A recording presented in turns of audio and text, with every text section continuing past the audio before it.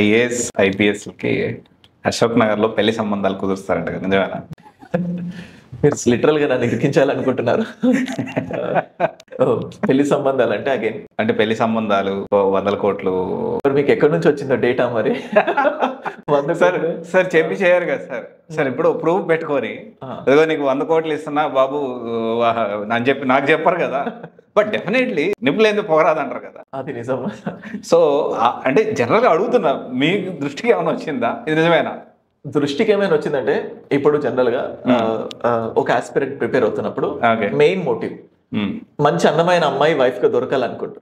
Okay, కొంతమంది టీచర్లు కూడా అరే నువ్వు మంచి పొజిషన్ లో ఉంటే నీకు మంచి అందమైన అమ్మాయి దొరుకుతుంది, మంచి పిల్ల దొరుకుతుంది అన్నట్లు అంటారు. సేమ్ అమ్మాయికి కూడా అది తక్కువ వింటాం, నువ్వు బాగా చదివితే మంచి మొగుడు దొరుకుతాడు అన్నట్టు థింగ్స్. కానీ ఎవరికైనా కూడా కలెక్టర్ లాంటి అల్లుడు, కలెక్టర్ లాంటి కోడలు దొరకాలని అనుకుంటారు. సో ఆబ్వియస్ గా అలాంటి ముఖ్యంగా తెలుగు వాళ్ళు, మళ్ళీ తెలుగు వాళ్ళం కాబట్టి మన లాంగ్వేజ్ వచ్చిన వాళ్ళు, మనకు వేరే హిందీ వేరే లాంగ్వేజెస్ ఆబ్వియస్ గా సెట్ అవ్వదు. సో ఇలాంటి వాళ్ళని జనరేట్ చేసే ఫ్యాక్టరీ హైదరాబాద్ లో డిఫరెంట్ ప్లేసెస్ ఉన్నాయి. అందులో అశోక్ నగర్ ఒక ప్లేస్. సో మేబీ ఇక్కడ దొరకచ్చేమో అని అంటున్నారేమో, నేను జస్ట్ చెప్తున్నాను. లేదు, కన్ఫర్మేషన్ ఇస్తున్నారు మీరు. సో ఎందుకంటే అక్కడ ప్రిపేర్ అవుతున్నారు కాబట్టి. ఓకే, సో ఇప్పుడు మనకు తెలుస్తుంది ఐఐటి ఎగ్జామినేషన్స్ కి like Rajasthan Kota best play area. Same UPSC aspirants prepare అయ్యే థింగ్స్ ఉంటాయి, కొంతమంది ముందే తెలుసుకుంటారు. ఇంకా నేను ప్రత్యక్షంగా చూసిన కేసు, ఒక మామ సో వాళ్ళ అల్లుడికి ఇట్లానే అంటే లైక్ నేను పెళ్లి చేసి నా కూతురునిచ్చి పెళ్లి చేస్తాను అని చెప్పేసి తనకు ఫైనాన్షియల్ గా వీక్ ఉన్నప్పుడు సో తానే తండ్రి లాగా ఉండి సో మొత్తం చదువుకి సంబంధించి అన్ని విధాలుగా హెల్ప్ చేసి సో అల్లుడు మంచి పొజిషన్ కి వస్తే కూతురునిచ్చి పెళ్లి చేసుకోవాలి, హ్యాపీగా ఉంటారు. So nothing wrong in that. So మనం చూసే దాంట్లో ఉంటది, ఎవరికైనా ఉంటది ఖచ్చితంగా మంచి వాళ్ళకి ఇవ్వాలని. ముఖ్యంగా కలెక్టర్, మనం యూజువల్ గా లైఫ్ లోనే అనుకుంటాం బాగా చదివితే ఏరా కలెక్టర్ ఎగ్జామ్ కి ప్రిపేర్ అవుతున్నావా అని.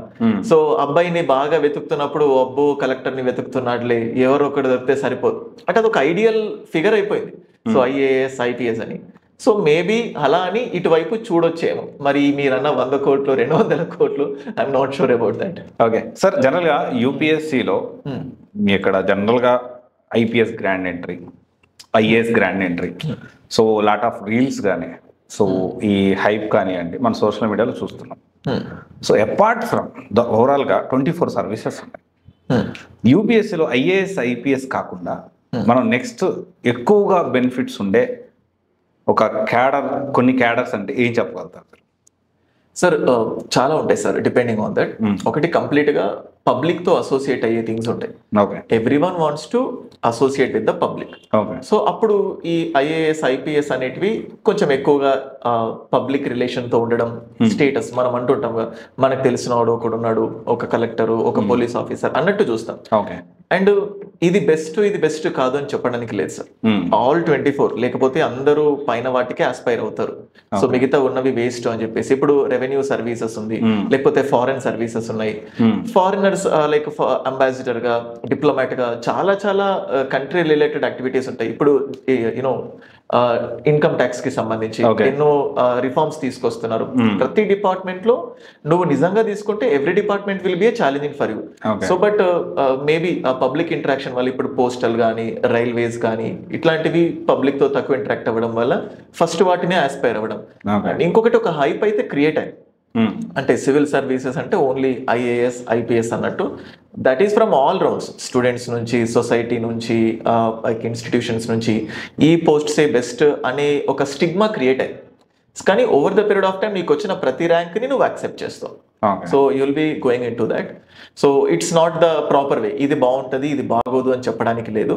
So but best thing will be the all India services. మిగతావన్నీ సెంట్రల్ సివిల్ సర్వీసెస్, ఈ 3 మాత్రమే ఆల్ ఇండియా సర్వీసెస్, మిగతావన్నీ సెంట్రల్ సివిల్ సర్వీసెస్ కాబట్టి ఎక్కడైనా అదే పెద్ద ఫరక్ పడదు. ఓకే సార్, ఇంకొక విషయము, ఇప్పుడు నల్లధనం పట్టుకునే ఈ ఐఆర్ఎస్ ఆఫీసర్లు రీసెంట్ డేస్ లో, అంటే నల్లధనం పట్టుకునే ఐఆర్ఎస్ ఆఫీసర్లు రీసెంట్ డేస్ లో మన తెలంగాణ హైదరాబాద్ లో కూడా ఏసీబీకి దొరికారు. సంథింగ్ లంచ్ తీసుకుంటూ అట్లా రెడ్ హ్యాండెడ్ దొరికారని.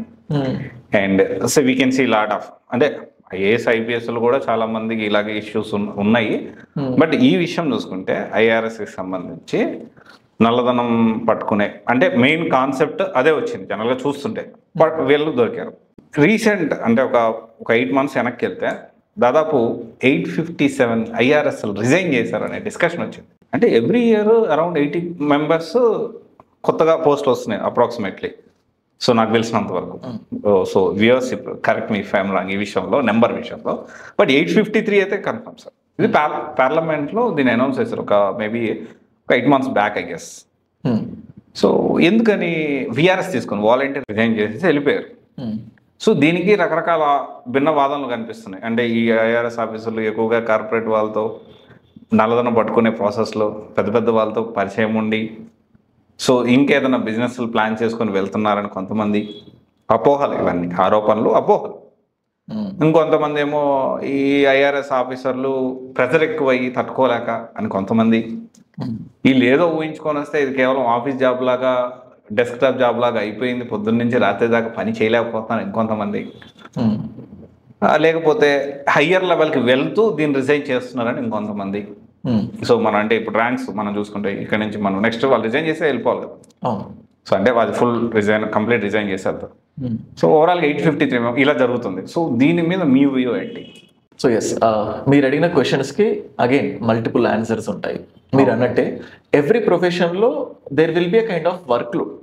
అది IAS ఆఫీసర్ కానీ IPS ఆఫీసర్ కానీ ఇన్ఫాక్ట్ ప్రైవేట్ జాబ్స్ అయినా కానీ స్కూల్లో చెప్పే టీచర్స్ అయినా కానీ ఎవ్రీవేర్.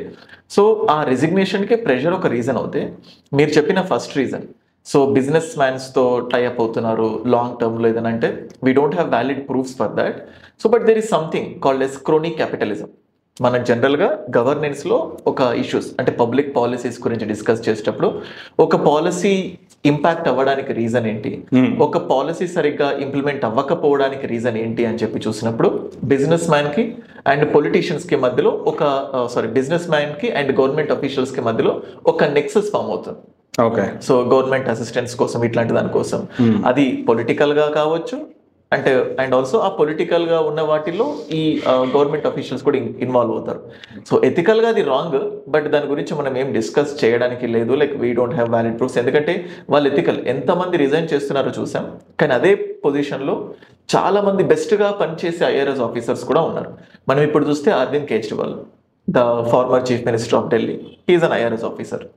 సో ఇలా చాలామంది పాలిటిక్స్కి వచ్చి లేకపోతే మళ్ళీ లైఫ్లో చాలా గొప్ప గొప్ప థింగ్స్కి వెళ్ళిపోయినట్టు ఉంటుంది. So it only depends on the angle. So మనం ఏ యాంగిల్లో చూస్తున్నాం. సో దాంట్లో ఓన్లీ నెగటివ్ని మాత్రమే గ్రహించడానికి చూస్తున్నామా అంటే ఇట్ విల్. సో ఎందుకంటే ఆ స్థాయికి రావడానికి ఎంతో కష్టపడి వచ్చి ఉంటారు.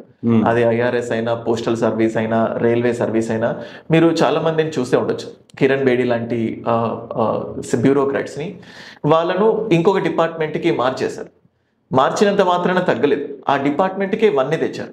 So same Ashok Khemka. కొంతమంది సీరియస్ బ్యూరోక్రాట్స్ని ఏం చేస్తారంటే పొలిటీషియన్స్, సో కక్ష సాధించుకోవడానికో వాళ్ళకు పని లేకుండా ఖాళీగా జస్ట్ జీతం వస్తుంది కానీ దానివల్ల ఏం ఇన్ఫ్లుయెన్స్ ఉండదు. అలాంటి డిపార్ట్మెంట్స్ చేసిన సందర్భాల్లో కూడా అలాంటి డిపార్ట్మెంట్స్నే రిఫార్మ్ చేసిన బ్యూరోక్రాట్స్ ఎంతోమంది ఉన్నారు. అందుకే civil services is considered as steel frame. So భారతదేశాన్ని కాపాడడానికి పొలిటీషియన్స్ ఎంత అయినా కానీ దానికంటే ముందు వీళ్ళు ఒక ఉక్కు కవచం లాంటి వాళ్ళు. సో రిజైన్ చేస్తున్నారు. ఒక పొలిటికల్ ప్రెషర్ వల్ల రిజైన్ చేస్తే మాత్రం it's seriously a cause of concern. ఒకటి వాళ్ళ యాంగిల్లో. అండ్ మీరన్నట్టే బిజినెస్ మ్యాన్స్తో నెక్సెస్ అవుతే అది మళ్ళీ మోరల్గా ఇంకా బిగ్గెస్ట్ కాజ్ ఆఫ్ కన్సర్న్. ఎందుకంటే వాళ్ళు సరిగ్గా వర్క్ చేయకపోతే ఆ స్టీల్ ఫ్రేమ్కే దెబ్బతీస్తుంది. IRS ఆఫీసర్సే కాదు, అన్ని డిపార్ట్మెంట్స్, యూనో పోలీస్ ఆఫీసర్స్ కానీ లేకపోతే అడ్మినిస్ట్రేటివ్ సర్వీసెస్ కానీ. మీరు చాలా సందర్భాల్లో సూసైడ్ చేసుకున్న సివిల్ సర్వెంట్స్ని కూడా మీరు చూడొచ్చు. తెలుగు సివిల్ సర్వెంట్ కర్ణాటకలో అనుకుంటే ఇఫ్ ఐమ్ నాట్ రాంగ్, తెలుగులో ఒక మూవీ వస్తుంది రిపబ్లిక్ అనే ఒక మూవీ. ఆ మూవీలో ఒక IAS ఆఫీసర్ ప్రజలకి ఎంతో మార్చాలి, ప్రజల కోసం ఎంతో చేయాలి అనుకుంటారు, కానీ ఆ ప్రజల్లో ఆయన్ని పొట్టను పెట్టుకుంటారు. సో థింగ్స్ అలా ఉంటాయి. అంటే ఎవరి లైఫ్ స్టైల్లో వాళ్ళు ఇన్వాల్వ్ అయిపోతున్నారు. సో లేకపోతే ఒకసారి తప్పు చేస్తే వాళ్ళని చాలా క్రిటిసైజ్ చేయడం, మంచి చేస్తే పొగిడేసి వదిలేయడం, వీటిలో చూసుకోరు. అంటే వాళ్ళకు కూడా ఒక kind of sense of motivation ఉండట్లేదు. నేను వీళ్ళ కోసం ఏం చేస్తే నాకు గుర్తింపు రావట్లేదు, ఏది చేసినా ఒకటే అంటే ఆబ్వియస్గా they are going in a negative path. So చేసిన మంచికైనా చెడుకైనా ఫీడ్బ్యాక్ మెకానిజం అనేది చాలా ఇంపార్టెంట్. ప్రజలు కూడా దాన్ని గమనిస్తూ ఉండాలి. సో దానివల్ల కూడా వాళ్ళకు వర్క్ చేయాలనే ఇంట్రెస్ట్ కూడా వస్తుంది. సో అది